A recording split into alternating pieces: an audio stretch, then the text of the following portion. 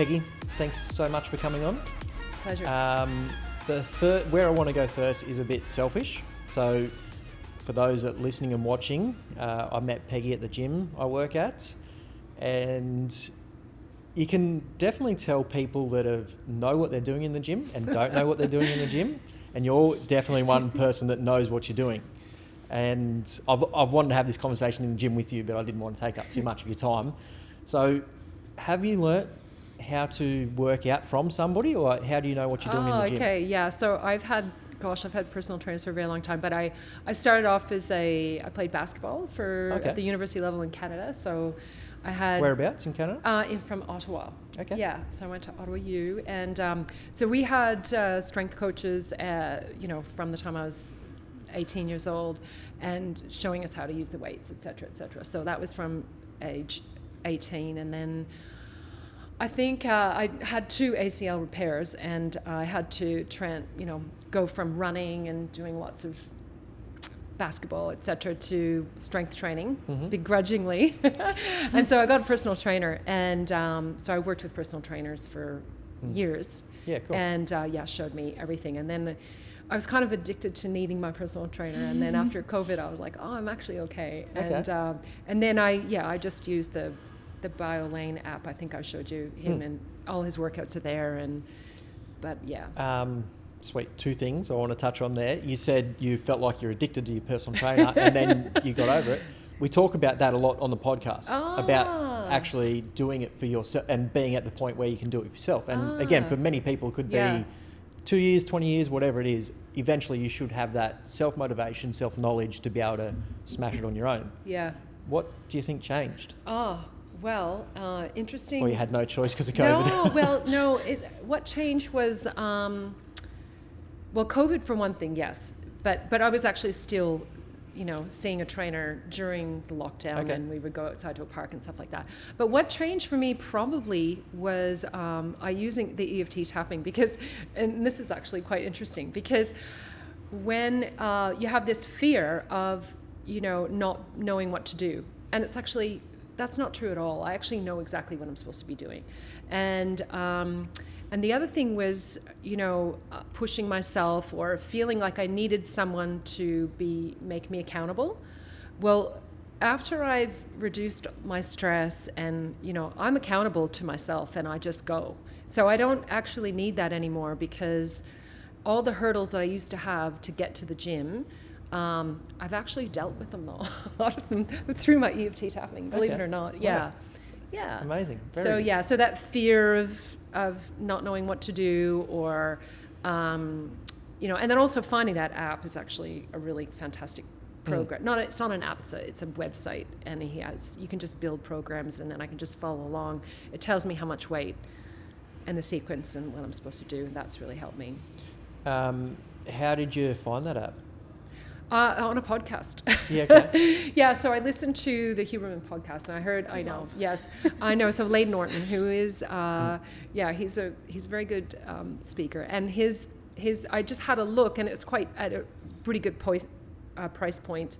I think I paid, it's not even $200 for the year, and you just, what I like about it is you can click on the photograph, and there's like a choice of 10 different exercises. If I can't get on a machine, I can just click 8 other exercises that all hit the same muscle. And if I don't know how to do that exercise, I press and it plays a video of how to actually do it, how to execute it. But I spent 4 years working out at Fifth Element Wellness with some amazing trainers there, which is in North Fitzroy. I had 2 fantastic trainers, and they were quite pedantic with all the form, and so I got that drilled into me. Yeah. So, Oh, very good. Yeah. That's just a question I always wanted. Second, completely off topic. It could be on topic though. After listening to a Huberman podcast, you come in with Goggins. Oh, yeah. Yeah, you come in and said you were doing all these exercises that you hate doing, but you know that you hate doing. Then you know that because you hate them, they're good for you. Yeah. Do you think at that point they're actually not? You're not hating it? Like at what point? Well, this is the thing. That was a very bad description of it. But basically, In the episode, David Goggins goes over that as humans we should be doing more things that we don't like doing to improve our brain health. Yeah. And yeah, but that just sort of brings up the question that now that we know that that's good for us, if we do these things, does that actually mean that we want to do them and then not actually we don't want to do them? Yeah, it's a bit of a vicious circle. You're constantly chasing it, aren't you? Yeah. So look, I think for me, when it's a hard thing, I just remind myself that it's good for me, and that really helps me, right? So I go, all right, like, and if it says 12, and if I'm going to tick that little box to say I have to do 12 reps, like, you know, if it says 1 rep in reserve, I have to do 1 rep in reserve. Like, that's just, but I've always been very self-disciplined, and it's been, you know, I have, one of my core values is longevity. My mom died very young, and my mom died at 56. And for me, I want to do everything I possibly can to live as long as I can. So I'm reminded of that when I get up in the morning and I just go, oh my God, I'm really tired. And just go and smash it out. And it'll feel uncomfortable and it'll be good for my brain. No, I love that. And that's, again, why we do the podcast, help people live as long as possible. Yeah. Cool. So, changing into you and what you do, how did you come across EFT tapping? So I went to this retreat. It was a meditation, sound healing sort of retreat in 2019. I met this lovely lady named Alia Hopkins, and she told me she was a social worker in a hospital and she did this EFT tapping, and I said, what? And she described it to me. And I'd seen it on the Heal documentary, which is this documentary that's been going around Netflix, etc. And I'd seen it, and I thought, that is the most woo-woo thing I've ever seen. And it must be all placebo. Like, what a crock. Like, how can you possibly tap on points in your body and have relief? That just makes no sense whatsoever. And there was a guy in one of our little groups, and he said he was a real Australian sort of ochre-like surfer. And he goes, oh, yeah, I use tapping. And he goes, yeah, I never used to like sardines, and then I tapped, and then I like sardines. And I was like, what? How does that even happen?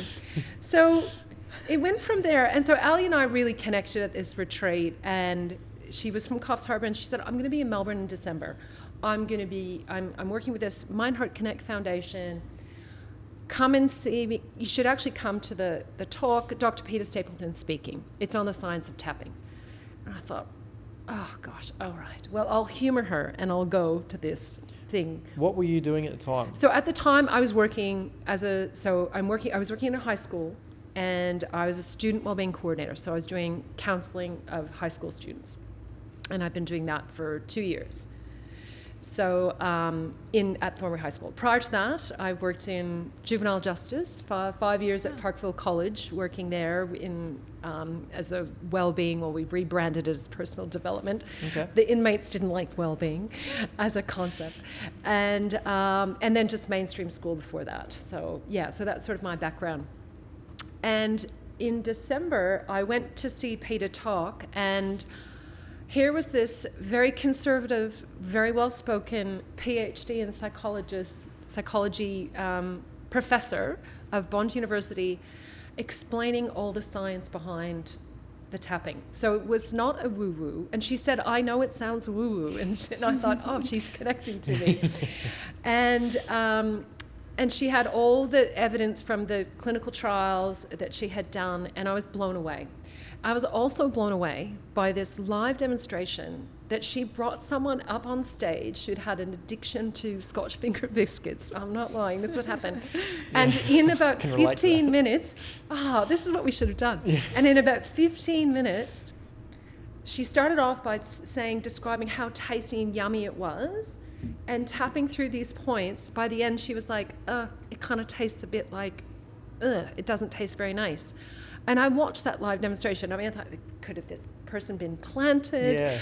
But all her research that she spoke about, and then I eventually bought her book, spoke about this reduction in food cravings, this 74% reduction in food cravings. And this was measured through functional MRIs. What 74%? Yes. In food cravings? Yes, in food cravings. It was absolutely crazy. Wow. Yeah. Okay. So, and so things that you have anyway, I'll go back to then. Yeah. So from there, and then we were in 2020, and it was perfect timing for me, really, with COVID, because I was stuck inside, and Ali Hopkins had these online mentoring groups for her people that had been had trained in EFT, and I couldn't actually find a course for me to do the training until September. So I just went online 3 times a week, and I did this group, mentoring as a non-trained practitioner, but I picked up so much of it. And so then in September, I trained with EFT International with Craig Wiener and Alina Frank, these 2 amazing trainers that are based in the west coast of the US. And I did this intensive 3-day weekend, and then I said, right, I'm all in. I want to become a full practitioner. So that entailed, 50 practice clients, case notes for every one of them, I think 12 hours of mentoring, 3 exams, a tapping out of trauma course, which was a prerequisite. And I started using it in the school that I was teaching at. And I couldn't believe how effective it was in helping kids just resolve issues. And so that's why I just kept using it. And, I had all these psychologists around me that were coming in, and I'd say, I'm just doing tapping. And they go, they're better? Yes, they're better. They can go back to class. Like, I'd get a kid with panic attack. I would do 20 minutes of tapping, and then I would get them back. And so that was huge for me, because these were the same kids that I'd had for, let's say, 2 years prior, the same panic attacks, and now I had something new to show them, and I was able to get them back. So in my own little clinical trials with the same students, this intervention was really, really effective. Yeah. So for those that are listening and watching, Peggy just took us through a tapping session, so make sure you check out that just to understand what it's all about. But just going back to those Scotch finger addiction, like for you, when you went through it with me and the sweaty Stairmaster, it's very personalised. So would it have been the same for the Scotch finger? Yeah. So with the food craving, look, food cravings are quite interesting because there's a lot of elements to them. Food cravings can, they can be physiological, because if you've got insulin resistance or, different nutritional deficiencies or whatever. But sometimes usually it's a stress response, right? And you're self-soothing. And so food cravings are quite interesting that they are linked to past experiences. So for example, soft serve ice cream for me is like, it's really magical as I'm tasting it, because it actually brings me back to summer at my in a beach house with all my cousins and all my family. So it evokes this memory of being with them. So if you're not aware of that, you're just having this ice cream going, oh, I need that. I just need ice cream. Well, what you need is that subconscious memory of the happy time that you had. So oftentimes our food cravings are linked to those, it might be, pasta with nonna. So that you're craving pasta, but what you're craving is that memory of that Sunday of nonna looking after you and giving you this beautiful pasta. Or pizza for me was a really big deal, and it was all about birthday parties, and it was really special. So, I want a pizza. It's like, well, actually, I want that memory of that happiness, and that's what I want in my body. So that's why it's quite interesting. So when you're tapping on a food craving, you start with the physical element. So you simply start off with, so tell me about the creaminess of that biscuit, right? So how describe to me, what do you smell? You just start with smelling it, actually. It's like, oh, it smells sweet. It smells like home. It smells, and then my mouth is my tongue is starting to drip with saliva and all that. I'm really, really wanting to taste it. So you're actually tapping on the points as you're describing the physical just components of the Scotch finger biscuit. Okay. It's quite wild. Yeah. And then from there, you might taste it, and then you describe the taste sensation. And you're literally just tapping on it, right? And, even though I have this desire to eat the Scotch finger biscuit because it tastes so creamy, but I accept myself anyway. So you're tapping on the element of just what is. and what was demonstrated and what happened to me with like coffee, for example, black coffee, is that you get to the end and you're sipping it and you're just going, it actually tastes terrible. But I tapped on there was a whole bunch of elements with coffee, because it wasn't just the coffee, it was like missing out going for a coffee, or being judged that I don't drink coffee, or... And you went through that with yourself? Or part of doing the practitioner training is you have to choose topics and tap on yourself, because when you're a practitioner, you can assign homework for your clients and they might tap on other elements themselves. And so, yeah, I did that myself. And then I did Tim Tams with my eldest daughter. We did it together. And I've got 2 teenage daughters, and they're just like, this is so stupid, Mom. Like, my youngest will just not have a bar, but my older one is like, oh, this is really interesting. And she texted me from this party. She said, Mom, I don't even want a Tim Tam. This is really weird. Because we used to like get a packet. We just finished off the whole packet. So, and I tap with her as well. And I just have no desire to eat a Tim Tam. And so you have to kind of be careful what you tap on. I haven't been game to do it for things like pizza and chocolate and stuff, but I don't crave those things. So that's not an issue for me. Yeah, it's absolutely crazy. It's so crazy, yeah. Say Max got the harder job out of the two of us. Like, it's so easy for me just getting people to exercise. Yeah. Obviously, there's a little bit more involved, but it's very easy compared to trying to change people's eating habits. I'm kind of curious how when we did the demonstration with Jack, it was more focused on like a negative emotion. Oh, yeah. And then, but there's also demonstrations of like getting rid of, obviously the emotion behind eating Tim Tams would be positive, right? So it's more about recognizing the emotion in general, like when you're tapping. That's right. Is that right? Yeah, okay. That's right. Okay. And we do tap on the negative, but there's 48 different techniques. Wow. And so there is a time to tap on the positive for sure. And with kids and adolescents, what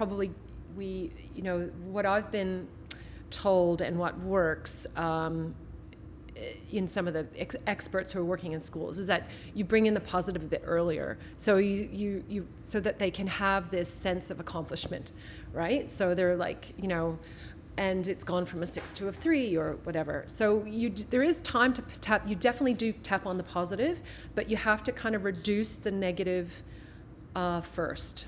So more so, sorry, when like with the Scotch finger demonstration, it was more so she had a problem with Scotch fingers, and that's what you were trying to reduce? So with that demonstration, it was literally just tapping on the elements of the Scotch finger biscuit, not even how she felt about it. Okay. That was really okay. really interesting. Yeah.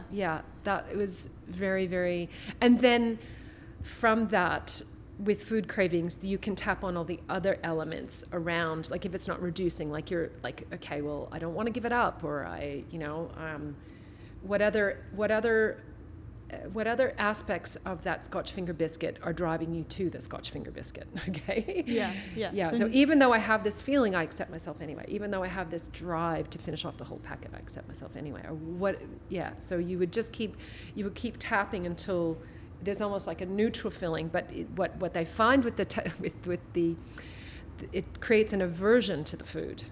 So, I mean, ultimately, we just want to become neutral to food, right? It's just, we're hungry, we eat, we would go by our biological sort of cravings, knowing that we have to have these elements to fill us up. And then it's just, people who don't have any eating issues, food is just neutral. Neutral, yeah. It's 100% neutral.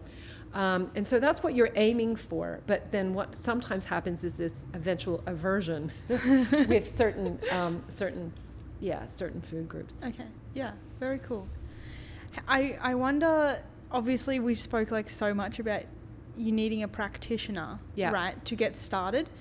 But is there a way that I could, I guess, suggest techniques to my clients around like tapping, or would you just recommend first going to a practitioner and going through the whole process to finding what the underlying cause is, I suppose? Yeah, look, I think with something like eating, because it's a lifelong thing, right? I think that it's worth the investment to get an expert in the area. I mean, it's like, I can see you're really excited, like, I just want to help people like right now. Yeah. You just want to help people, right? And you're like, oh, it does work, it works. But with eating, there's so many layers to it. And it's really about the stress reduction. If you can help people reduce their stress. So if there's one thing that you could possibly take away, is that you could, when somebody's had a stressful day, they want to do stress reduction techniques, whatever that could be yoga, it could be a walk in the park, it could be just sitting with your dog. And you could add in a couple of rounds of tapping, which is just literally calming the nervous system down prior to, grabbing the chocolate or whatever.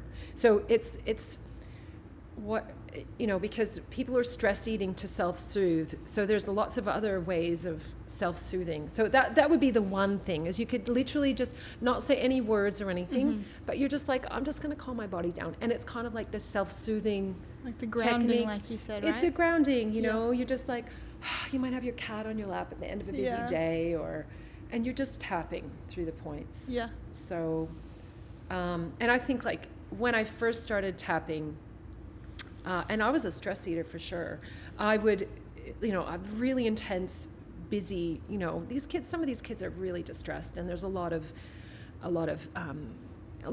lack of mental health support for some of these kids in the inner north. And so I would tap in the car on the way home. And that would just, reduce my desire I was always eating nuts. I was like eating nuts. That was my stress. I was like, oh, it's healthy. It's not healthy when you have like 2,000 calories worth of walnuts before dinner. I didn't realize how many calories were in walnuts. Anyway, so by reducing that, that really helped. So, and then I had I worked with a client who would just have that chocolate habit, right? And it was like a reward for them. So it was like her partner was out, she had 2 young kids. It was just like the stress of trying to get them to bed and all that. And then it was like, that's when you grab the chocolate. So we tapped on just all the feelings around, the busyness, the being alone when her husband's away and all that kind of stuff, all those elements. But then she just added in some tapping and self-soothing for herself prior to grabbing the chocolate, and that seemed to help her reduce her craving, because it was just like, again, it's a self-soothing replacing the soothing of the chocolate. Amazing. So there could be that, but you're not going to get it's not the same. No, because a lot of those clients, there's so much shame. Shame is such a hard emotion to tackle, and you'd be very, very gentle in your EFT technique. Like I wouldn't go, I have all this shame. There's so many other techniques. We do these gentle distancing techniques. We might call it a movie title. We could put it in this a pretend box. We are going to sneak up on it. We're not going to say, even though I have all this shame, we're never going to do that. It's going to be a really gentle, slow approach, and so people don't feel flooded. You never want to feel worse in an EFT session than, because sometimes, when you leave therapy, you can be completely drained and spent because it's just been this complete flooding and describing of what's happening for you. Well, with EFT, you do it in a really, really gentle way, and you would never really tell the whole story again, because we don't want to hear the whole story. We want to hear elements of it, and just gently help you just feel calm and safe as you're telling these really difficult emotions. Yeah. Before we started, you did start telling us about some really cool, I think, studies about how they actually found the points. Yes. And what they discovered was this Korean researcher found that the energy meridian points that the Chinese had discovered 5,000 years ago is actually a physical system in our body. It's not just like an energy woo-woo system that there's what they call it is a primovascular system. And they, through these studies where they've put dye in and in surgery, they've actually been able to map this vascular system, this primovascular system through the body, and they correspond with the Chinese acupressure meridians that were identified 5,000 years ago. So they were onto something. So it's pretty incredible. Yeah. So we're stimulating those actual points So, for example, where the top of the head is the governing meridian. So they're all the same meridians, you know. The eyebrow point is the bladder meridian. Then we've got the gallbladder, the stomach. We're actually stimulating every single one of the major Chinese meridian points. So it's self-stimulating acupressure points. So, I mean, acupuncture is amazing as a modality as well. Like, there's no question about it. And I actually get acupuncture. I feel like it's EFT supercharged, and it just calms my body down really, really quickly. But the EFT as a tool to manage an emotion in the moment is, I think it's the most effective thing that you can use personally. Yeah. Yeah. Incredible. Yeah. Like you said, it's very practical, which is awesome. I love that. I can't wait to dive into it a little bit deeper. So, how long have you been working with people, I guess, in that counselling space, like one-on-one? Yeah. So I've been working mostly with adolescents since. So I started training in 2020, and then it's supposed to take 12 to 18 months to complete the full practitioner training, and I did it in 6 months because it was lockdown, and I was really lucky. I had all these people that were just stuck inside and super stressed, so everybody was happy to. So I had all these Canadian friends, so I could get up at like 5 o'clock in the morning and get 4 clients out of the way before I even started work. So, and it was good with the momentum. And so basically, since 2021, I've been fully qualified, and I've been working essentially at a school since then. And I did manage to do a full-time job plus private practice as well. Right. But it just became too much with my husband traveling. And so I am going to transition from the school into private practice solely. But I'm waiting for my youngest to finish school, which is 1 more year. So yeah, that's where I'm at right now. And cool. You think you'll still work with mostly youth in your private practice? Look, there's so many applications, and I've spent a lot of time working with as parents on the phone as a counselor, and I'm also going to be running this Tuning into Teens, which is like a parenting emotional coaching program at the school that I work at. Parents are stressed, and what's really, really interesting is that if you help parents calm down and feel less stressed, it has an incredible effect on the children. So if parents can self-regulate, so I think it's actually more powerful to work with parents. And moms, it's a really busy time. You have teenagers are hard work. You're dealing with usually aging parents. Sometimes there's divorce or separation. There's lots of things going on, and they're torn in a million directions. And you have these women, they might be going through perimenopause or menopause. Their emotions are all over the place. They finally realize I need to do some self-care. And so this is another tool that I could use. So I think stepping into the space, I would ideally probably work with parents and teenagers. But I love working with young people. Because it's so applicable, especially for any kind of oral presentations, any kind of exam stress. And it's so incredible to help bring your prefrontal cortex back online when you're studying. In fact, there's Dr. Peter Stapleton wrote a whole book on EFT and memory, and it's really incredible. You walk into a room and you go, I can't find, and then you just tap, and then all of a sudden your brain comes back online. You go, I left my keys there. So, and my daughter who did your year 12 exams last year, she used it for studying, and she did really well. So. Nice. Yeah. So I wish so badly that when I was a teen that I had something like tapping, or just someone that told me having emotions is normal and okay, and they have names and you can identify them and stuff. Yes. Yeah. You know what I mean? Good, 10 points to your daughter for being on board with you, because that's amazing. Yeah. So, and she also described a situation where they were about to do a year French oral, and she had all the girls around her tapping along with her to help calm the body down. That's so cute. It's really cute. Yeah. So I worked with a couple of clients overseas. One of them was doing a university, and she had was just procrastinating writing her thesis, and she was really behind.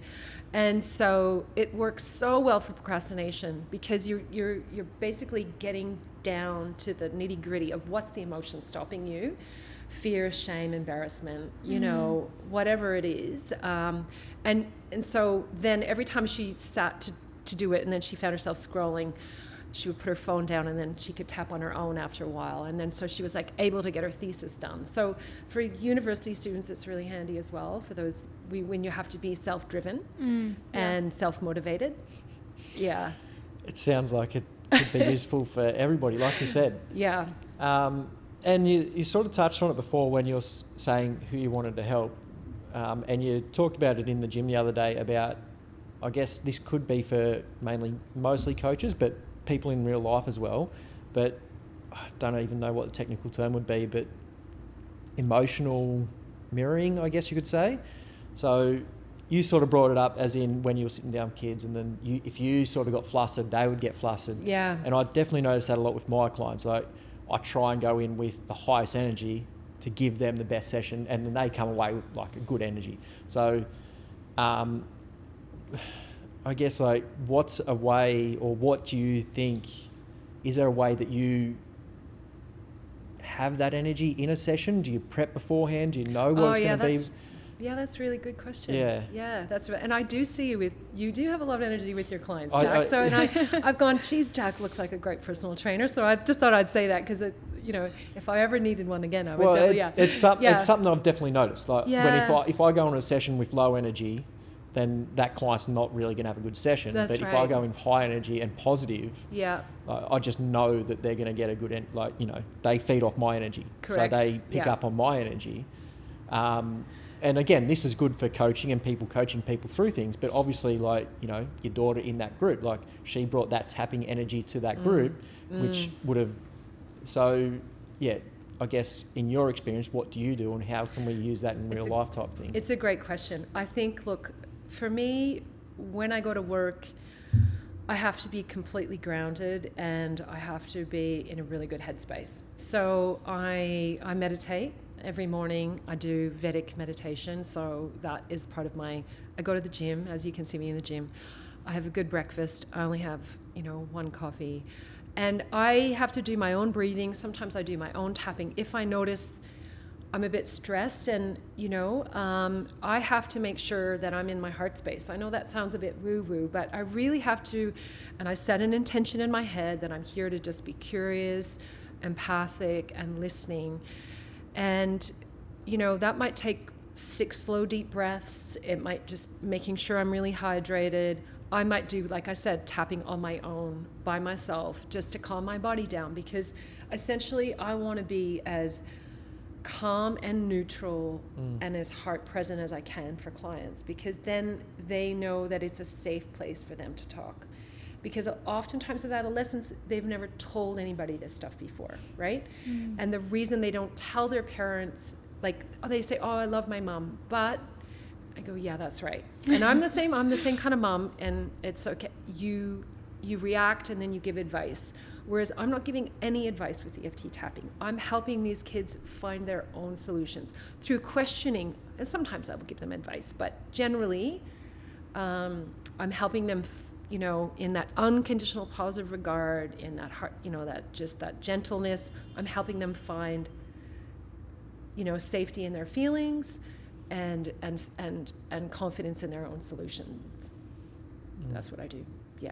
And I tell you what, on the days that I'm tired, stressed, you just know that the kid can feel it, and they don't come back, I unfortunately I've had a couple of psychologists that hadn't really done enough of their own work.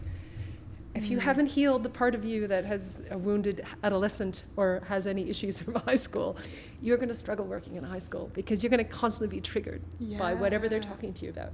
If they're telling you about some breakup, and then you remember your own breakup, and you haven't healed that part of you from that boy who broke your heart in grade 9, you are screwed. What happens is the kid just picks it up, right? So they might not even be aware of it, but they're just feeling uncomfortable. Luckily, I've got some amazing clinicians working with me now, and that they're just incredible. And the kids feel safe to come in and talk. So, and I haven't always been like that. You know, I know that, you know, when you look back in your podcast and you go, oh, like those wasn't great questions. Well, you know, at the start, I shudder to think of how I might have reacted with a couple of kids because I wasn't just calm enough myself. And I'm glad you said that, because I wanted to say, is that something that has any of the courses, you said you've done a bunch of short courses, all that sort of stuff, has anybody ever touched on that? Because again, in the personal training world, strength and conditioning, all these people are coming out of these courses, but they just got no idea. It's just like, well, here's a workout, do the workout. And it's like, yeah, look, that's technically what we're there for, but there's just so much more involved, and no one ever talks about it, especially in the fitness world. It's so insane, isn't it? Because I definitely have had personal trainers that have come with very low energy, and I've had to break up with them. Break up with them? I have, in the same gym, which was a bit. But and also, you know, one guy he probably won't ever listen to this, but I was like his counselor, and it was, you know, he would just complain to me, and I'm thinking, and he's the PT. He's a PT, and I'm like, okay, but you're right. It's funny. I know that some training, like I think, you know, Gestalt psychotherapy training, they do a whole 1 or 2 years of just on their own and healing their own stuff. I think that more and more, depending on the kind of supervision you have, and, you know, I think it really should be part of the training. But I hadn't really heard this until I started doing my EFT tapping training. And in particular, my tapping at a trauma training. But my mentor, Alia Hopkins, she always started with like this heart-centered breathing, and that she uses heart math. I don't know if you are familiar with that.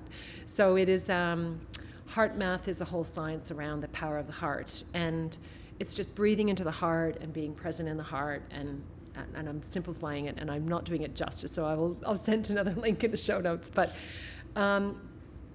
it makes a huge difference when somebody is just really sitting there and heart present, and in doing exactly what they want to do, you know, and that's their purpose. You have mentioned trauma a couple of times. Oh, okay, yes. And it's so trendy right now, yes. online. Can you maybe talk a little bit about like what your trauma course? You did a separate trauma course before? Yeah. So what that was like? Yeah. So it's called Tapping Out of Trauma. And look, and just to put it out there, because I'm not a licensed mental health practitioner, so I haven't completed my master's in counseling, and I'm not a social worker or a psychologist. So I'm not a registered. I would never work with somebody on trauma. I would refer them on to somebody who is a licensed mental health practitioner. So I'm like your mild to moderate stress. And do I have experience in trauma? Yes, I do, because I worked at a juvenile justice. So we got trained in, you know, trauma-informed practice for teaching. But with tapping out of trauma, it's really just understanding how the body stores trauma, how the body, how memories are, you know, trauma is stored in the body, right? So a lot of the memories that you have are in a somatic element. So when you're working with a client that has a traumatic memory, there is a very gentle way of approaching it. One of the people from my so Alina Frank, you can go and see this on YouTube. It's the most incredible demonstration, and she is working with a survivor of one of a school shooting, and she is helping them process this traumatic event, and it is called the Tell the Story technique. And you start off, so the Tell the Story technique is you just start off with, when you just think about the event, and you literally are just tapping. You're not saying any emotions. You're literally just tapping on just thinking about it, and you just tap and you say, even though I am thinking about this, I'm safe and okay right now, and you're just keeping it really, really, really gentle. And what happens is you see this live demonstration as they start to say, and then the shooter walked here, and they're eventually get to the end. They can tell the whole story, but their body is calm. So it's this reconsolidation. You are creating a new association between your amygdala and your hippocampus, because you're continuously calming the body down as you have the thought. Wow, yeah. Yeah, so it's really fascinating. And Dr. Laurie Layden, who was one of the original teachers from the Mind Heart Connect Foundation, who was also at this original conference that I attended seeing Dr. Peter Stapleton, she worked in using this very gentle technique. So she was a PhD in psychology. She went into Rwanda, and she worked with orphans, survivors from the genocide, using EFT tapping. Wow. Absolutely incredible. She also has worked in Sandy Hook, and it's a really powerful tool because it's so gentle. And she has, and she uses this, always super gentle, and it's all about, heart-centered and just being completely present. So she spends a lot of time focusing on her own, her own nervous system before you are present. And this is the tapping out of training trauma that I did. It's really around how resourced are you going into working with a client. Are you have to really work on your own nervous system before you are ready and able to. But there's some other things. So Dr. Peter Levine, who's the somatic expert guy, there's some other techniques that you can use aside from just the 8 acupressure points that help a client regulate when they're having a traumatic memory or flashback. And so there's some other things that you can do that are pretty powerful. So I think having that knowledge behind you is that helps you just go gently and carefully with every single client. Yeah, so you don't ever want to be going, so what's your earliest memory of that of that fear? You're just going gently, you're just dealing with the present moment, maybe the future, and then over time with the correct practitioners, you might address some of those other perhaps traumatic issues. So I had a kid, at school who got jumped. Unfortunately, this is happening in the inner north, right? And so we used tapping to help calm him down with his memory of being jumped. So that he found that really useful. So he could then tell the story, and then he didn't have his heart racing, and then he can go back to Northland, shopping center, because he had this incredible fear. So that's really powerful. If you get them young and you get them early, following the event, it works really, really well. So it's used in the veterans, U.S. Veterans for PTSD. It is a known effective modality, and it's really quick compared to CBT. It's like there's no space, or there's no, I guess, area so far that it couldn't be beneficial in, right? That's right. Yeah, it's incredible. It is. It's really incredible. Yep. I feel like we could just keep going. Going. My parking meter is going to run out. We're wrapping up. Yeah. Thank you so much for your time. Is Love there anything else here. you wanted to share with everybody before we leave? No. Look, just make sure you're working with somebody who has the full practitioner training. I think if you have some issues that you'd like to tackle, because that extra training that they've done is really going to put you in a safe space. And I can I'll send the link to the Australian data, what is it called? The Australian guru of tapping, and her database of all the different practitioners. All right, so everybody listening, you did hear Peggy say that she's going to be doing this for herself. Yes. So I make am sure going you... to big waiting list. Watch this space. Yes, watch this space. I am going to launch my private practice again. Yes, it's going to happen. I'm just waiting for my husband to get he started a business, so we couldn't have both of us. I know. Yeah, one at a time.